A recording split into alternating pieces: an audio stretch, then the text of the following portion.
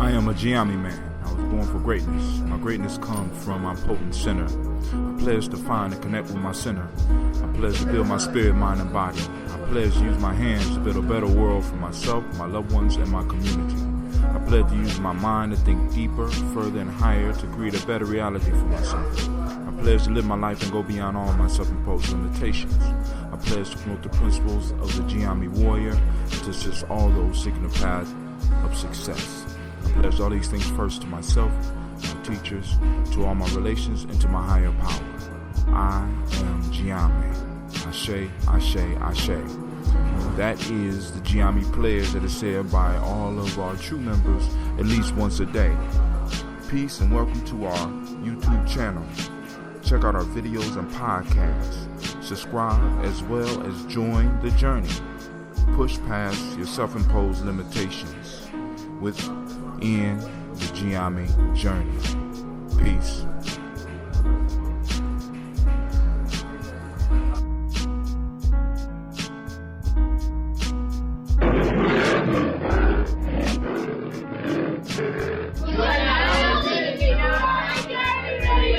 Too black, too strong.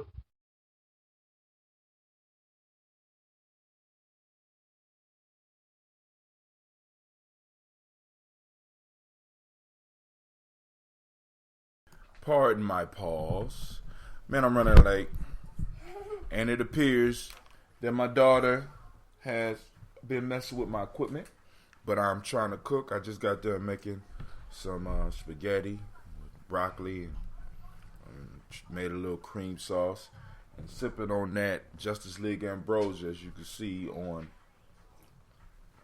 Instagram, Facebook, and all that other stuff. My daughters are still up because I just was able to cook and put in late. It was a warrior training day. So, I'm out working with the young folks at the school, trying to get them together. And talked a little bit about folk tales, about becoming symbol literate, and how to start becoming symbol literate. Because one of the ideas that I left them with today was, when you watching stories, when you watch, because a TV show, now I'm going to allow you to stay up for a second because I got here late, but don't interrupt, please. So when you're watching a movie, which is a story, when you're listening to a song, which in a lot of cases is a story, when you're reading a book, which is a story, whether it's a fiction book or a biography or a myth, a legend, a religious text, place yourself inside of that text so that you could get the experience of the character, right? See, because you could gain a lot from experiential, somebody's experiences, even a fictional character. You get some ideas of how you would react in that situation. You could run through the situation in your head and kind of prepare yourself. My life is a testament of being able to put myself inside of other people's heads and doing things, right? But first, before we even get into all that, this is Brother Hatim, and you are now listening to Gye-Nyame Journey Radio. I am your host, and right now you're tuning into Travel Quotes. Date 11/16/2016. Even though I don't like usually dating my stuff, but I think today might be a good idea to go and brand my stuff for this day, because I feel that something is coming ahead, and I want to be able to listen back to this, or have my kids listen back and be like, I remember that night. That's us in the background making that noise, listening to I Ain't Your Mama, or whatever they listening to right now. And of course, this is the Heart of a Simple production. And you know that the only thing I strive to do is to blow up those old paradigms like that election did. I know some of y'all got y'all. I know some of y'all whole paradigm. It wasn't just blown up, it was annihilated, atomized. Man. So, I'm going to check the timeline real quick, see if there's anything new on the Gye-Nyame timeline. Tune in to Gye-Nyame. Let me know. Reframe negative emotions as difficult emotions. Reframing, which is a powerful tool of somebody seeking self-mastery. Nobody likes being sad, angry, or heartbroken. If you want to give yourself a leg up on getting through troubling times, a simple mental reframe will assist you, right? Reframe negative emotions as difficult emotions. Start learning how to reframe things, because our whole life is based on our perspective. And I need y'all really to understand that this is what the journey is about. Learning to shift our perspective so that we can find the gems in reference times. Because y'all got to understand, you don't find gems just laying on top of the ground cut already. No, you got to dig into the dirt, and you got to pull those gems out, and you got to take time to polish them down and get them cut perfectly so that they can fit in your crown, right? So all that takes a lot of work. So we used to just seeing the end result. What I want y'all to understand is that there's a process that those gems have to go through in order to become what they are, right? Just like you. And part of that is learning to reframe, because as they're cutting the gems and cutting the diamonds, you know what I'm saying? They're reframing them. Right? They're reframing them so that they can fit, and they might start as big as your hand, but when they get done, it's small. They got the best of the best supposedly out of that stone. And that's what life tries to do with you.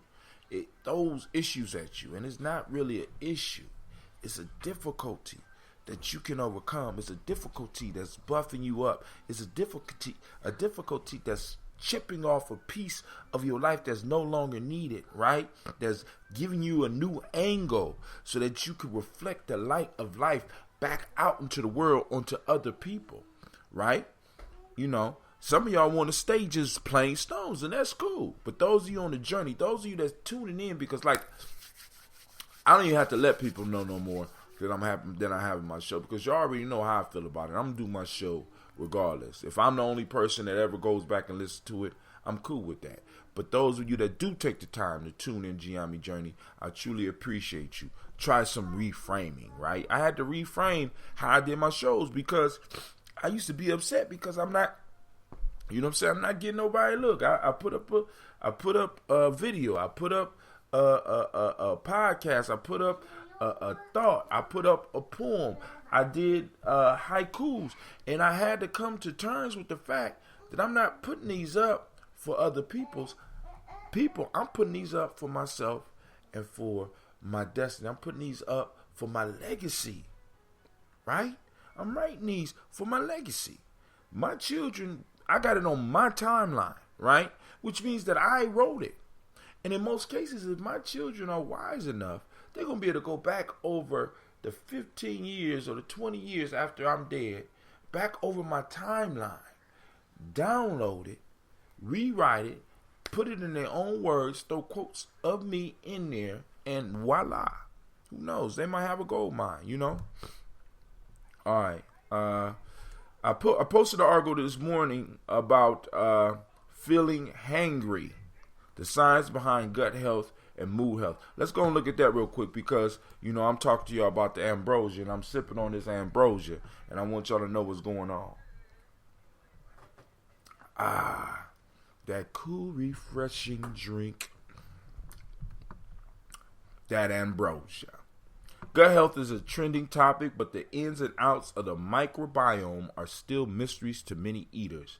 Research presented at recent food and nutrition conferences and expo, FNCE in Boston, helps explain how diet can affect brain function. I want you to understand this. Your diet affects your brain. So think about what you're eating, and think about the thoughts that you are having. I mean, because, you know, changing in diets can help in moods. Definitely. Right?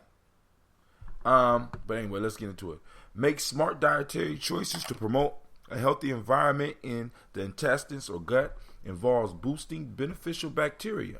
Keeping your gut heavily populated with good bacteria allows for optimal nutrient absorption, immune function, and reduce the risk of disease. Now listen to that. Keeping your gut heavily populated with good bacteria allows for optimal nutrient absorption, immune functions, and reduced risk of disease. It may also help your mental health. Eating foods that motivate healthy bacteria to flourish, aka prebiotics, and good for you microorganisms, aka probiotics, will help ensure a healthy microbiome. Link to behavior. Oh, let me tell you where this article is coming from. Healthy Eats Food Network. It's on the Food Network. It's called Healthy Eats. Researchers at the University of Illinois are taking a closer look at how the inner workings of the intestines can influence behavior. Their findings support that consistent intake of tummy-pleasing foods like fiber, prebiotics, and probiotics may have beneficial effects on stress, anxiety, and depression. While research is ongoing, gravitating towards some gut-pleasing foods in your kitchen certainly isn't a bad idea. What to eat? Get ready. The most important nutrient to promote gut health includes fiber, prebiotics, and probiotics. Is that ambrosia? A 2015 study published in the American Journal of Clinical Nutrition supports that intake of dietary fiber has a favorable impact on the microbiome. Fiber-filled foods like fruits, vegetables, whole grains, legumes, and nuts are best choices since they are filled with other important nutrients as well. Prebiotics found in oats, flaxseed, onions, bananas, and greens will ferment within the digestive tract, promoting beneficial activity of healthy bacteria. You can also ingest healthy bacteria directly with foods filled with probiotics like yogurt, kefir, cheese, and other fermented foods like kombucha are some perfect and popular examples. I added the perfect piece. But you know that kombucha, you know what I'm saying? You know, that ambrosia is a form of that, right? Actually, kombucha is a form of that ambrosia. Ooh! There we go. All right. You can also ingest healthy bacteria directly from food filled with probiotics. We already did that. According to researchers, gut health can improve quickly after diet changes are made, but consistency is key. So it's imperative to make a diet change you can stick to. Now, just adding a bottle of this every other day, a bottle every 3 days, you know what I'm saying, promotes send some of those probiotics into your body, and you will start noticing the changes within you, right? You start noticing some of the depression lifting. You'll start noticing some of the defeat attitudes or some of the bad moods will start lifting from you. Why? Because you're ingesting life, right? Life promotes a lot of positive things, right? A lot of us, we think in negative thoughts because we're ingesting constant death. The food, as I always say, is over sterilized. You know what I'm saying? So, I mean, y'all got to look at some of that stuff, man. You really got to look at some of this. So I'm going to take another sip of this ambrosia, or that Justice League ambrosia, and let you think about it. Let it bubble them down. Get in my gut. Make it work. Make it work. All right. Back to the news. Here we go. The guilt-free guide to eating fast food. I put that on my timeline. I'm kind of ashamed of myself, but it is what it is. All right. The music and musing of DJ Delford Chadbourne. Want to send shouts out to him. He put up a beautiful picture by Jean-Baptiste Bernadotte. It's untitled. Beautiful. All right. We finally know how London's famous killer fog formed. On December 5th, 1952, a veil of fog rolled over the city of London. It was the start of the deadliest air pollution disaster in British history. This was 1952. What is a quantum dot monitor? 3 reasons to get excited. We're going to read this real quick, then we'll get into the Proverbs, because I want to know what this is. All right. In October 2016, there was a bit of a buzz as Samsung launched the world's first quantum dot monitor, a cutting-edge device that advanced display technology in ways that few thought possible. We aren't just talking about a curved screen here. This is a brand new way to produce images to screen. Samsung recently launched monitor is being marketed towards hardcore gamers, and that absolutely makes sense as the first big market to pursue.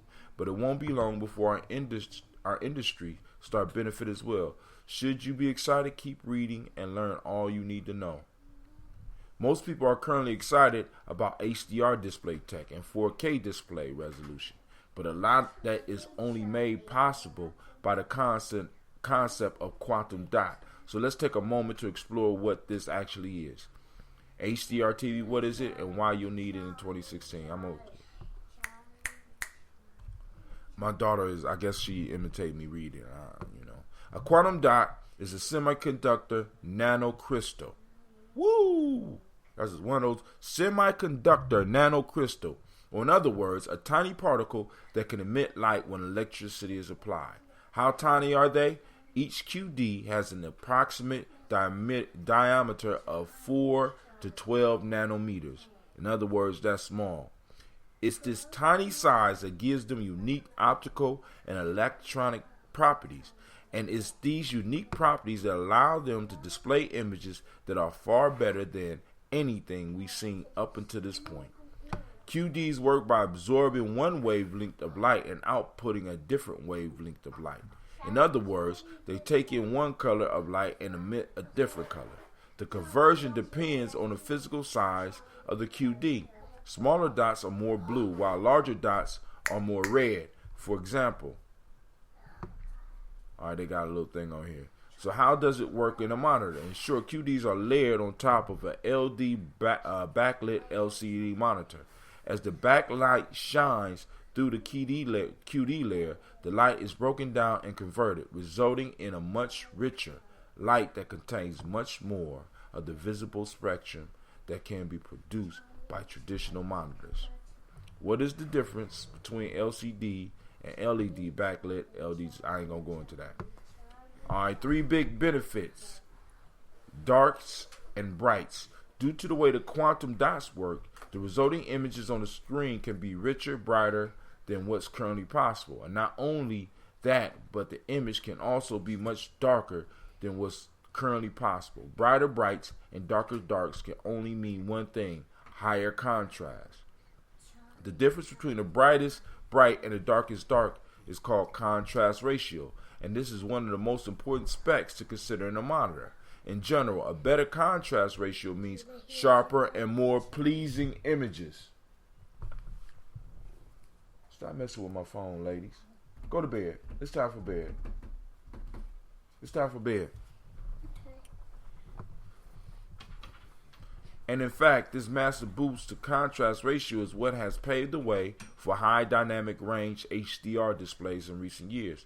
If you want an HDR experience without shelling out too much cash, quantum dot monitors could be the answer for you.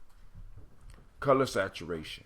Remember how we talked about the varying size of quantum dots and how they can be fine-tuned to refract light into very specific colors? I'm sorry, I didn't tell y'all what I'm reading from. I am reading from Muo. That's what it looked like, Muo. And it's an article by Joel Lee. Remember how we talked about the varying size of quantum dots and how they can be fine-tuned to refract light into very specific colors? This means that the colors on the screen can now be much more pure and precise. And not only will the colors be more accurate, but they will be more saturated as well.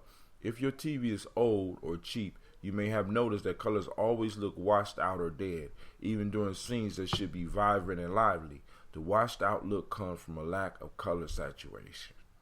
According to estimates, quantum dots will be able to increase the color range of display by up to 50%. With a quantum dot monitor, you can be sure that the colors you're seeing on the screen are true to the colors they're meant to be.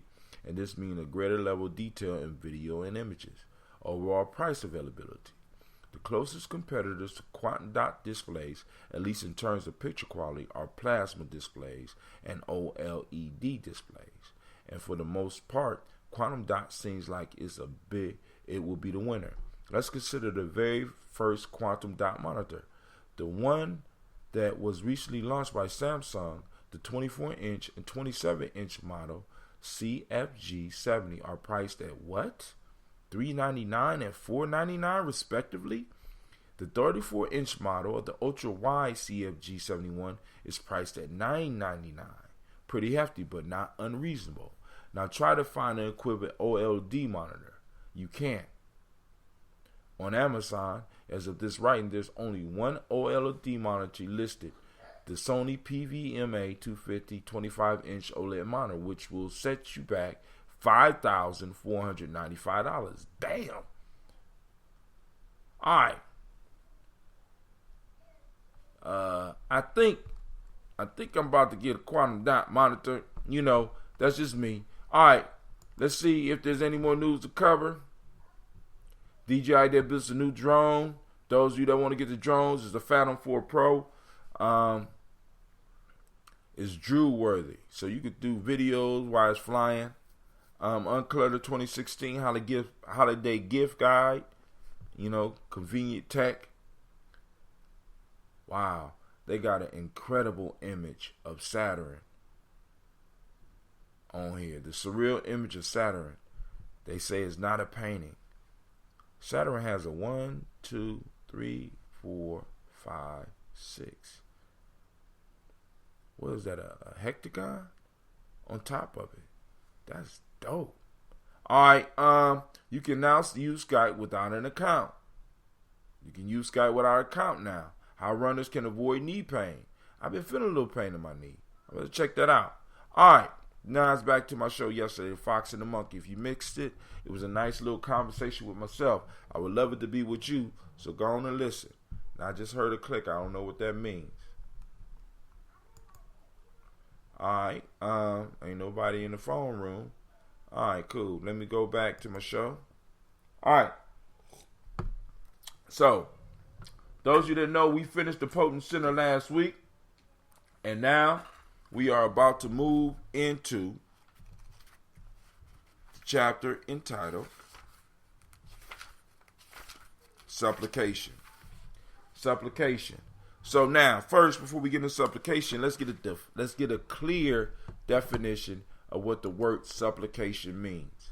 All right? Now, I'm thinking that it means something like prayer, but I want to be clear. Supplication. You pull up the my handy dandy dictionary app. I didn't pull it up. I clicked something else. That was my fault. I'm just stupid. All right, I'm going to pull up the app that I pay for, Dictionary by dictionary.com.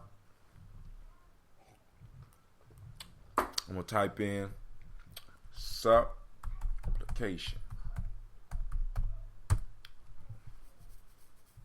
And it's a noun.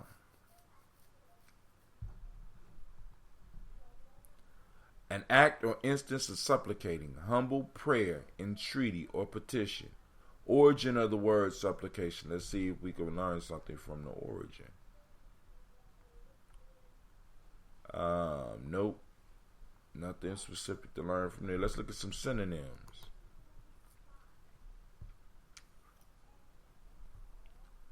Synonyms. Search. Come on now. Boom. I gotta push search every time. What's up? All right. Request. Litany. Petition. Plea. Prayer. Request. Rogation. Salutation. Ave. Obsecration. All right. Cool. So let's go on and let's go read the first 3. Because my spaghetti waiting for me, y'all. This is chapter 3. For those that don't know, we are reading from the African Openings to the Tree of Life by a powerful brother by the name, or powerful ancestor now by the name of E. Peters. He has his title as scribe. And at the bottom of the book say life-giving principles, and I can vouch for that. Now, I've been drinking this ambrosia and I'm burping and stuff, so y'all got this, excuse me.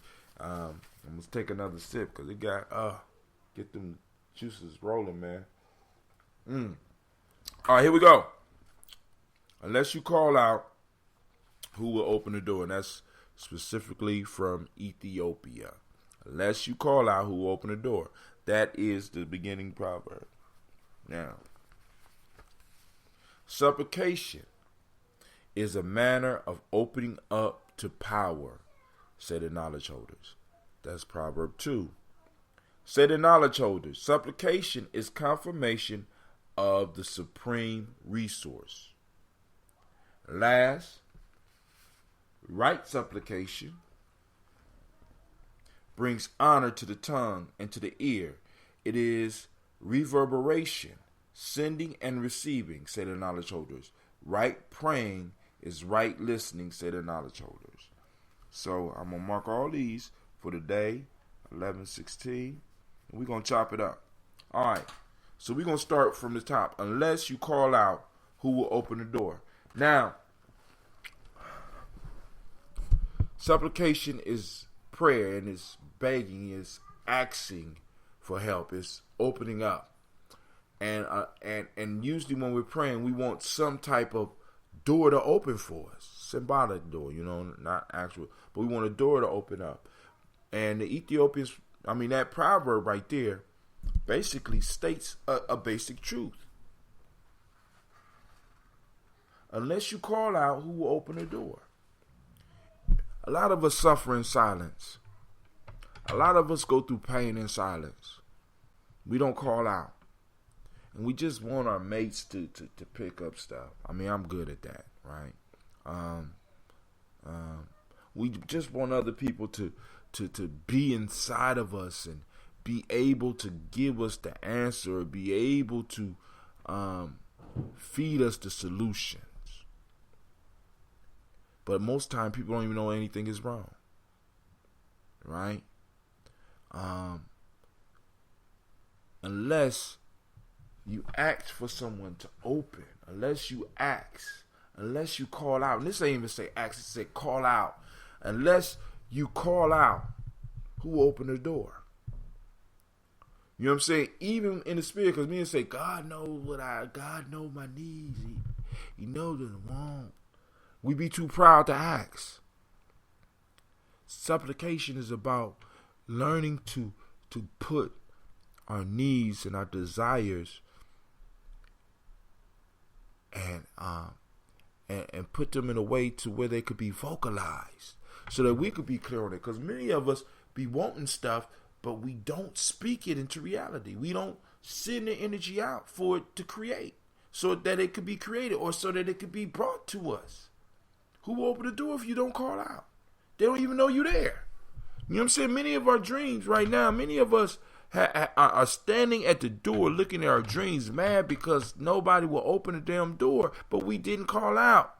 And because a lot of us are egocentric, we think that the universe revolves around us. We think that everybody is focused on us.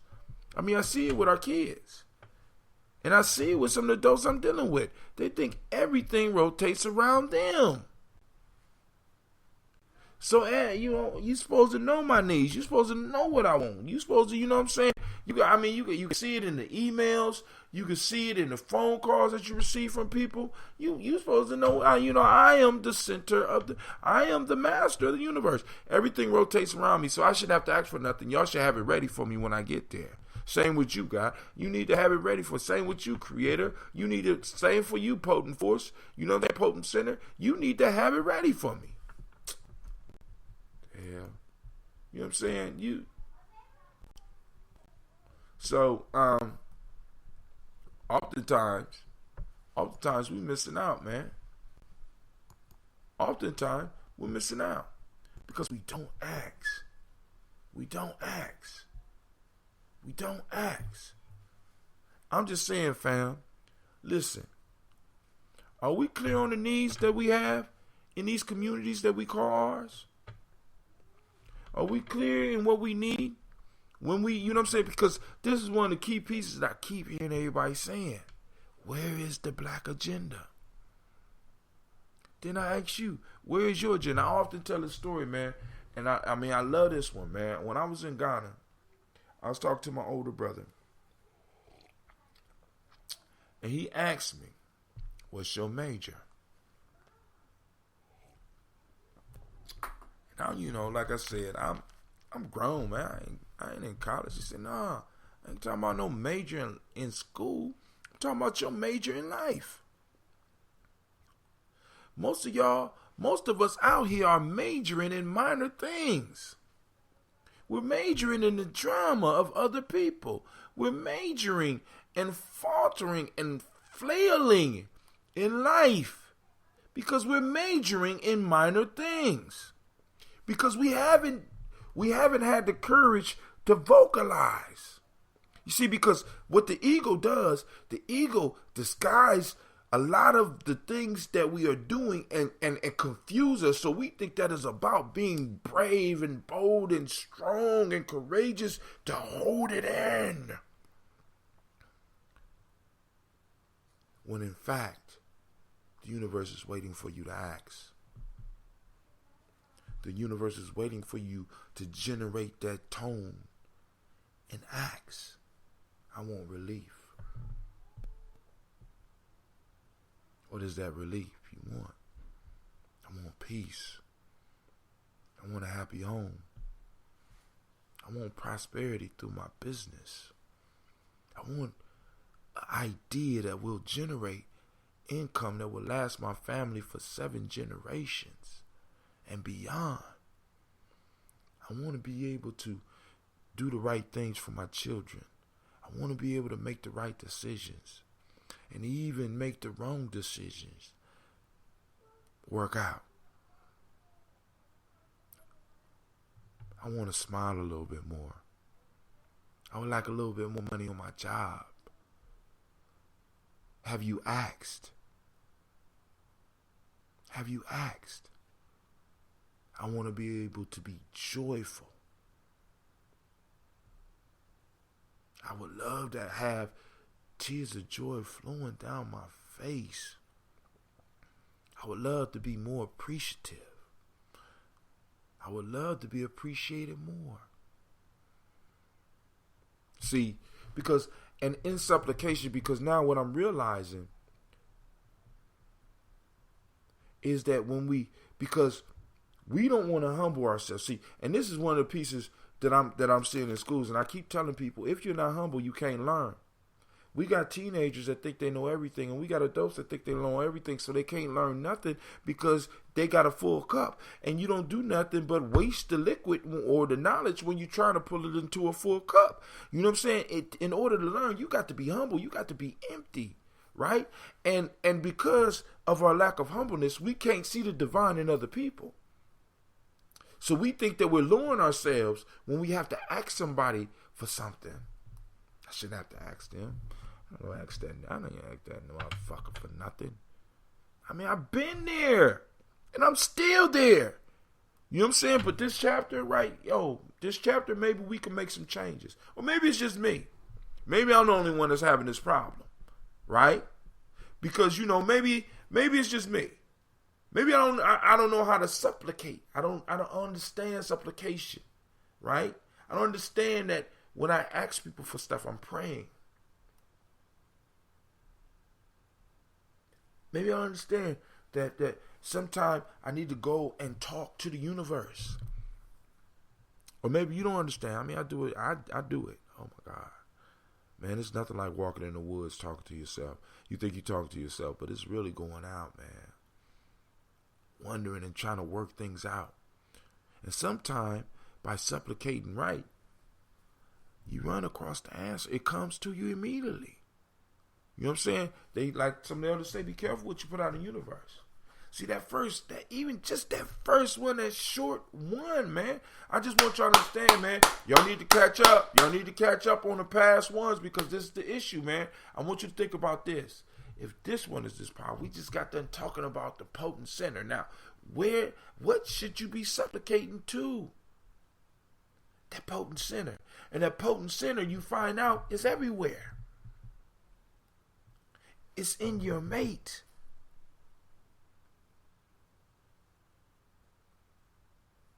It's in your friends. It's in the pets in your house. It's in the landlord. That potent center. And when you supplicate, it responds. Now, they might not know what's going on. The universe responds, yo. And we have to know that. We have to know that in our hearts. I mean, I have been in situations where, the universe has come through for me. And people, people don't be understanding sometimes some of the shit I be doing. See, because, I know that there's something, I'm working for something bigger. Man, I done had so many vehicles given to me. Just literally, we don't want this. We was thinking about you, and here you go. Opportunities. My whole college career was a gift. You know what I'm saying? The whole thing was a gift. So here we go. I heard some noise on my headphones, so I need to get off here for a second and see. Oh, no, I know y'all ain't playing. I know y'all ain't trying to play no commercials on me. You know what I'm saying? I paid, so I ain't supposed to have commercials on there. Y'all tripping. All right, get all these off because they trying to throw them commercials up on a brother. All right, so let's move to the next one because we're going to try to cover thought 4. Supplication is a manner of opening up to power. Said the knowledge holder. When we don't supplicate, we close ourselves off from the potent center. Potent means power. We cut ourselves off from the power of the universe. When we don't ask, we cut ourselves off. We leave ourselves to our own devices, right? ended up putting us in even more messed up situations. So when we start supplicating, we opening ourselves up. When we start asking, we open ourselves up to multiple possibilities.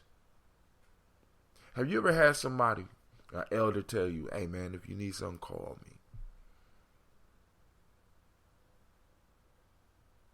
And you be like, yeah, whatever, whatever.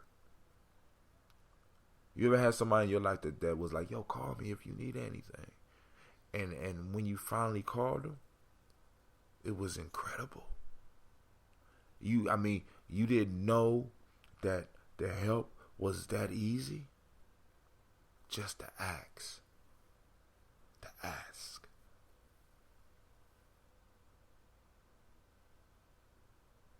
We cut ourselves off from our assistance. Now, sometimes you can, I will say, sometimes you can't ask too much. As a people, we kind of ask and rely on other people too much. Well, let me put it this way. We don't ask. We expect. We become entitled to receive certain things, when in fact, we have to ask. And in many cases, demand, because when we supplicate, man, it's like, because those of you that are prayer warriors, right? Those of you that really have meditated and prayed yourself through some stuff, right? You understand the need for pressure, right? You understand the need for pain, the need for suffering. That's when the real prayers start flowing, man. The real prayers start flowing in, right?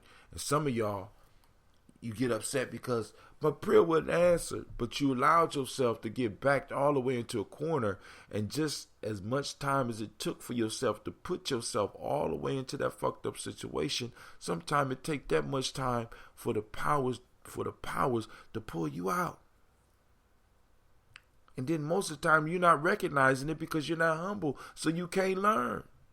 So you get stuck. I've been there.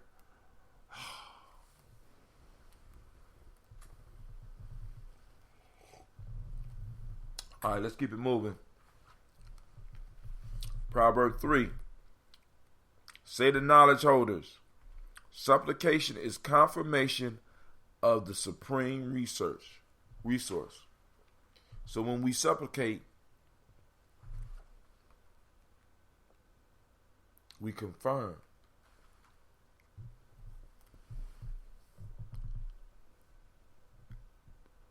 We come into agreement. We confirm. We confirm. What is it? We confirm. Supplication is confirmation of the supreme resource. When we supplicate, we confirm that this resource exists. And I need y'all really to feel me on this, man. There is something bigger than us out there. Or let me say, something bigger than us in there. Something bigger than us in you. And you. And you. And all we have to do is be able to plug into it. And it's connected with everybody else. So in many times when we talk to ourselves, when we supplicate to ourselves, when we do those silent prayers and we're talking to that power within us, we are connecting to everybody that has access to what you need. Immediately, that power, that supreme power, is reaching out to pull the things towards you that you need to get to where you need to be. All right. Last one. Right supplication brings honor to the tongue and to the ear. It is the reverberation, sending and receiving, say the knowledge holders. Right praying is right listening. Right praying is right listening, says the knowledge holders. All right. Let's start with the first one. Right supplication brings honors to the tongue and the ear. Right supplication. Right supplication. How are you asking? The right supplication. How do you pray right? How do we meditate?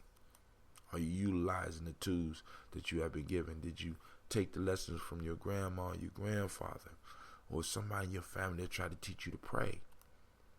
Now, you don't have to necessarily pray to what they want you to pray to, but learning how to bow and humble yourself and empty yourself. Man, I'll never forget the experience when I was blessed to be sent to the Sundance. Elder Gaylord made it possible for me to get to New Mexico so that I could hook up with my elder brother Albino and go to the Sundance. I mean, it might have been 14 years ago. But I'll never forget when I stepped into the middle of that circle, that those brave individuals were dancing. And I felt the pain. I felt the suffering. But even through all that, the humbleness was even deeper. You had people giving skin and allowing themselves to suffer for others and empty themselves so they will be able to receive the message. Family, we missing a whole part of our battle armor. Warriors supplicate. Warriors practice supplication. When I saw a gentleman moving towards me, dragging 10 buffalo heads, and I know a lot of y'all don't even understand this, but the buffalo heads were attached to his skin, and he's dragging these buffalo heads and suffering, and praying for the world, and praying for me, and praying for my family, and praying for a young lady that was in a wheelchair, just suffering after fasting and dancing for 3 days. It was a powerful testament. And I felt it. I felt the power. And that's the power that we have to be able to generate or to plug into and confirm. Because it's real. I felt it. I seen it. I seen it in action. Many of you in your life seen it in action in your grandparents' lives or your parents' life. You've seen this force in action. You may have been saved by this thing bigger than you. But prayer, supplication is confirmation of the supreme resource. But now, the right supplication brings honor to the tongue and the ear. When I stood in the center of that circle, man,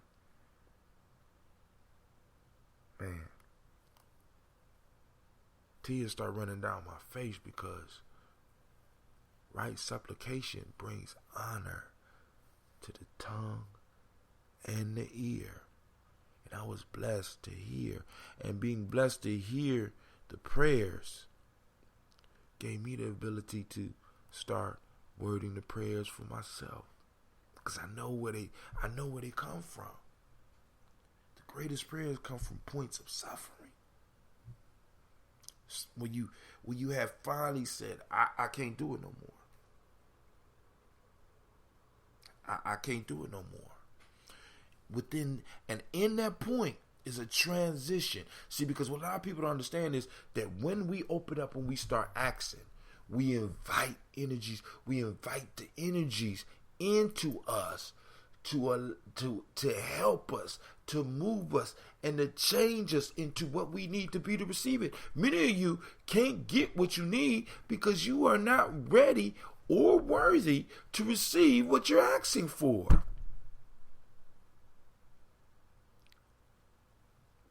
This is initiation. Supplication is initiation. Humbling yourself so that you can be moved forward. Stop being stuck. Stop going backwards. All right. Sentence 2 in that. It is reverberation, sending and receiving selenage holders. When we supplicate, we reverberate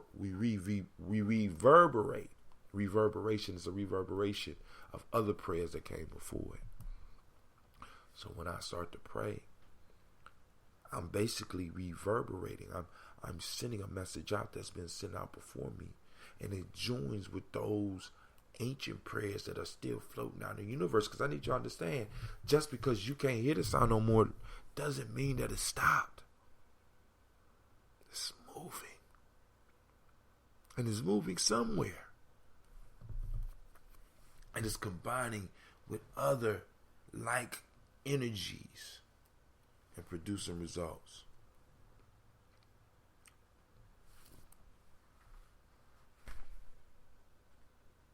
Right praying is right listening. When we learn to pray right, we learn to put the prayers down, as they say, working. When we learn to meditate, right, we start to understand this last line. Right praying is right listening. Because once we start, we got to keep our ears open. Because you never know how to, your eyes open. You never know how the Spirit is going to affect you. How it's going to touch you. Sometimes you get hot. Sometimes you want to get up and you just want to run. You know what I'm saying? Sometimes you wake up stressed out. But this energy is reaching out to us. It's touching us. It's moving through us. And when we reverberate that energy, when we confirm that energy, this is why I tell y'all, get your pledges, do your pledge every day. You need to set a resonant tone, a reverb. You need to vibrate at a level high enough that you can be seen by some of those who will be holding back your progress. See, because when you start supplicating right, people start running. It's not only an honor to your ear. It's no longer an honor just to hear through your ears. You need to start learning how to hear through your heart. Alright. This is Brother Hot Tim. I want to thank everybody that might have took the time to stop in now as well as in the future. I am out.